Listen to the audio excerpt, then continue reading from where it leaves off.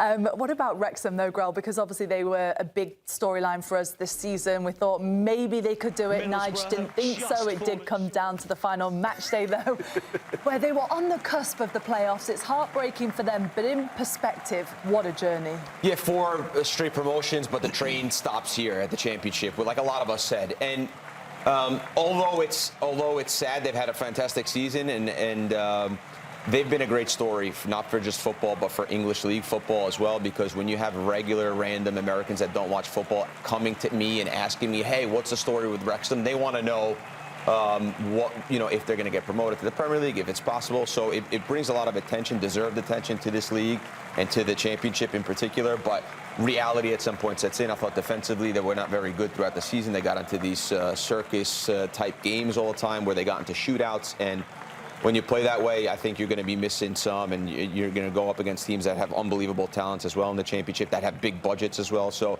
the train, unfortunately, does stop here for Wrexham, but really a great season. Their best finish in the championship. I mean, to have 3 consecutive promotions as well, like you said, is incredible. But they did spend big money, didn't they? They're one of the biggest spenders. They've got 50 million on new players alone since promotion to the championship. This is a team that has got a high-profile backing between the Hollywood stars, as we know. But Troy, does this almost paint a better football picture for Americans that are maybe watching, thinking, wow, well, look at Wrexham, 3 back-to-back promotions, how hard could it be? And then you get to the championship and you realise maybe it's not as easy to do that. Well, I actually think this is going to be the real making to see how they are as owners, because everything has been not smooth, but it's very simple. Throw a load of money at it, buy players from the league above, go up, get promoted. As Grella alluded to, they've got into so many shootouts this year because they've been coming from behind, because they've spent 50 million. They spent 10 million on Doyle from Leicester, centre-back. I wouldn't say that that's a £10 million player there that's organising that back line, saying, right, we're defensively solid. They get into shootouts. But now is the questions that start asking, is this manager, who I think is fantastic, is he the guy to get us promoted?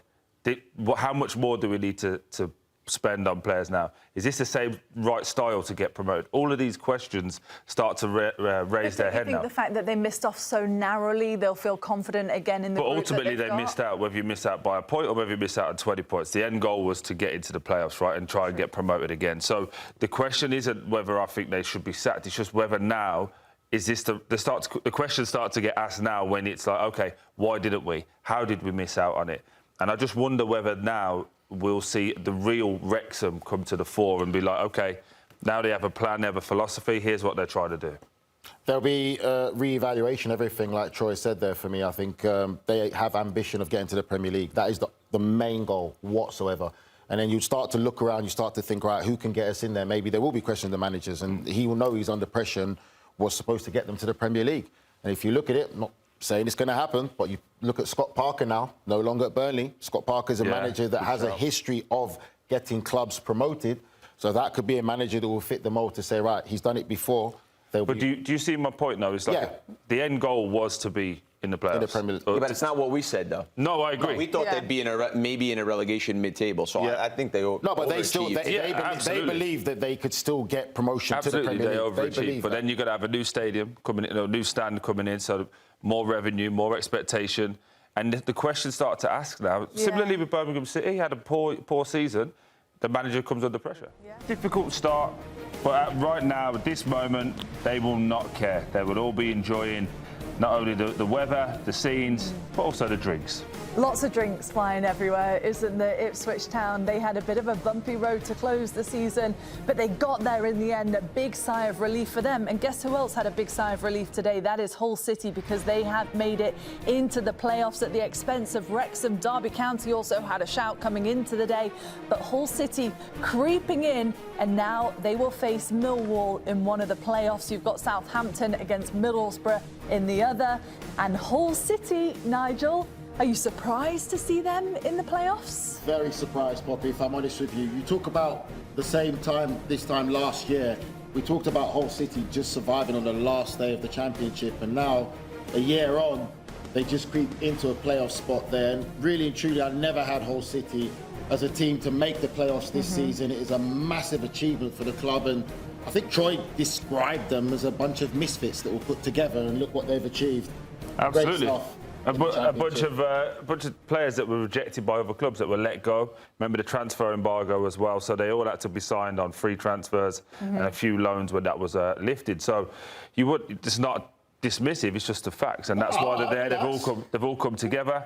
And they've been fantastic, and they deserve every little moment of what they're doing. You two okay? You've been sat in close quarters upstairs. You've got a bit of room now. It's so much to breathe down here, yeah? Thank God I was between them half the time. Yeah. I had to keep them separated. You did? I sit in the middle of them.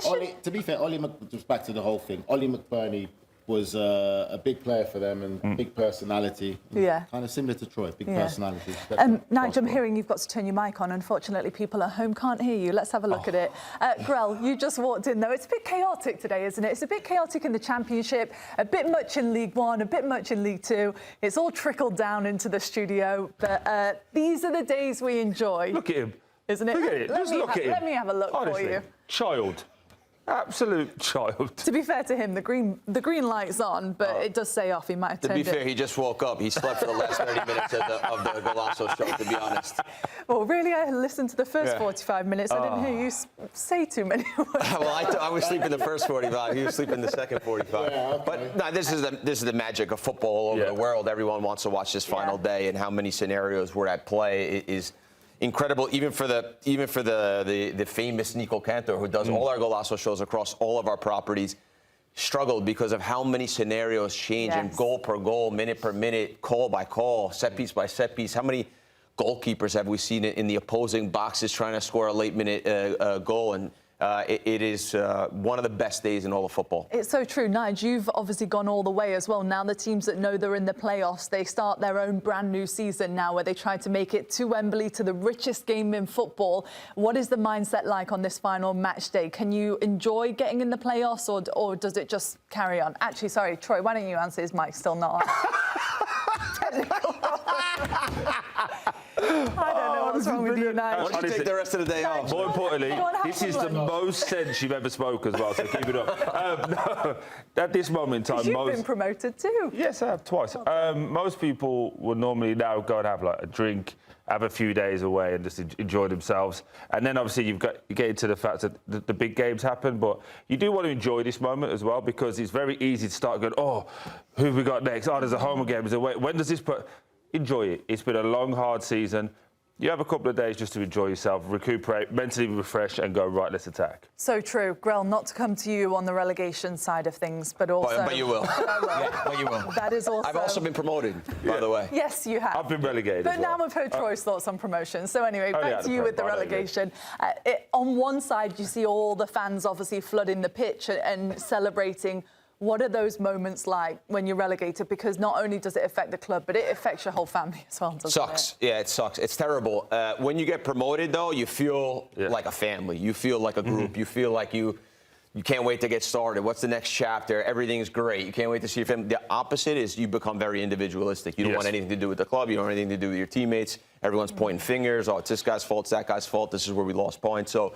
Worrying about contracts, worrying about how it affects you personally, right? 100%. Yeah. And also, it's not something you want on your CV for moving forward. There's pay cuts involved as well. Also, even if you move forward like 10 years in the future and you get a TV gig, and then your host could potentially hold it over your head every single day. So there's a lot of issues with obviously getting relegated. It's not a good thing. It's not, and it is really, really sad. It's heartbreaking, isn't it, to see the other side of the table. Back to the top, though. This is what the two teams that look like going against each other in both of the matches, because you've got Hull City and Millwall in the first game for those two, and Middlesbrough against Southampton. Let's give your mic a try again, Nigel, shall we? Which one are you looking forward to? They've just told me his mic's gone, still gone. Turn it on again. Yes, anyway, looking ahead to this playoff, Poppy, I would say for me, when I look at all these teams, Southampton are probably the team with momentum on form. Middlesbrough have been the one that have been a tremendous drop-off from where they've been at the start of the season, and probably have to say that from Rob Edwards leaving at the time that he did to go on to join Wolves in the Premier League, kind of started that momentum of a little bit of a downward spiral.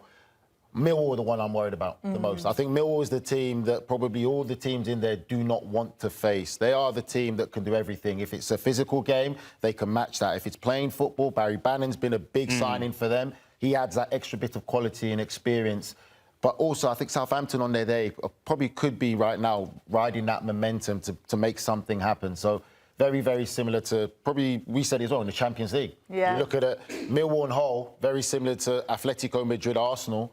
And on the other side of it, Southampton, Middlesbrough, very similar to Bayern Munich and PSG. I agree with that. There's two teams on one side in Middlesbrough and Southampton that want the football and want to play the right stuff. And then there's the other two teams that maybe don't need necessarily possession. But Millwall, I would give them more credit because I think they have a little bit of both in them. Yeah. And I think in the playoffs, you need to have a little bit of everything. You need to be able to change. We saw Sunderland go up last season. They were the team not so much in form. They go in through set piece. They got dominated. Coventry were the games. team that was in form, and then Coventry were in form and didn't get the job done. Yeah. So that's why I think Millwall, for me, are the team that has a little bit of everything. And the one thing you need more than anything is personality and character, and they have that in that group. They've got the fan base as well. That is fan base 100% true. But the one thing that you can't beat is experience. And Southampton have that. They've been there, they've done it, they know how to get through the games. They haven't lost everybody. There's still a few players in there, like the likes of Ryan Manning, who have been there, Harwood Bellis, who have been there and got it done. So they can draw on those experiences, whether they lose the first game away. It's like, OK, no problem, we know what to do. But when it gets to that big game, the Championship final game at Wembley, all the lights, all the noise, Southampton will go, OK, we've been here before. They beat Leeds, didn't they, as well? Yes. Remember, Leeds were the favourite going into it. They got the job done. So I just feel that Southampton are the favourites at this moment in time. The ones with the free hit is Millwall, 100%. Which is interesting, isn't it? Because normally you look at that third-place team and you think they don't have the momentum going into the playoffs some of the time. But Millwall, obviously, they're looking good now. We'll see what they could do over the next two matches before Wembley. The new kids on the block in the Championship, though, are Wolves, Burnley and Cardiff City. And the team to win the division, Lincoln City, up the Imps. Oh, so much to learn about Lincoln. It's close to my heart. I live near Lincoln. I went to school in Lincoln. By the way, Landon Donovan, a strategic advisor and investor with Lincoln City. He talked about the fan base there. It's the first time, Troy, since 1961 that they're going to play in the Championship. I mean, to put into perspective, Championship football for a club like Lincoln City is next level. Yeah, it's huge. And I actually did a bit of work with the manager as well on my A licence course. He was one of the deliverers. It was fantastic. He's come a long way as well. I think he was at Leeds United and got removed because they wanted to go in a different direction. He took over, and I think they got a result against Man United. He had 2 days to do it. But when he delivered on our course, he spoke about bringing everyone together, not needing to have a big group, but the group is the players. And you see that now. And I know a few of the lads that play there as well. They talk to how he's the one who drives the standards, but also says, right, I've given you the basis. You as a striker, go and deliver. And that's the important thing. In so many coaching courses, so many teams we talk about, the structure, the formation, the this, the that. Sometimes just let the players be the players. And he's done that. They've been fantastic, been the best team in the league. And I wouldn't be surprised if they don't not only just come into league, but thrive and try and aim for the playoffs because they're settled. Even in the first year playoffs? Absolutely, because you look at the Championship, so many teams go through rebuild, so many big-name clubs like the likes of QPR, Norwich were not what they once were, even Watford if you want to put them in it. They're all going to be in this situation of where do they go now and how do they do it. When you've got a team like Cardiff as well as Lincoln, they know who they are, they've built for this, and they can just keep progressing while everybody else is messing around. It's always very difficult to put to the audience here, especially American audience, like how much of a massive thing that is for the size of the football club Lincoln and being in the Championship. You know, from there after that, your next step is the Premier League. So really to get Americans to understand that it's such a massive achievement for a real small community club to be in this situation, and it's credit to them. Like, I agree with Troy when he said that when you know your identity and who you are, no one can tell you what you are. It's so true, and we've seen them have a couple of good runs in the Cup as well, haven't we? So they've... Turn his mic off. Success. No, we're not playing anymore with his mic.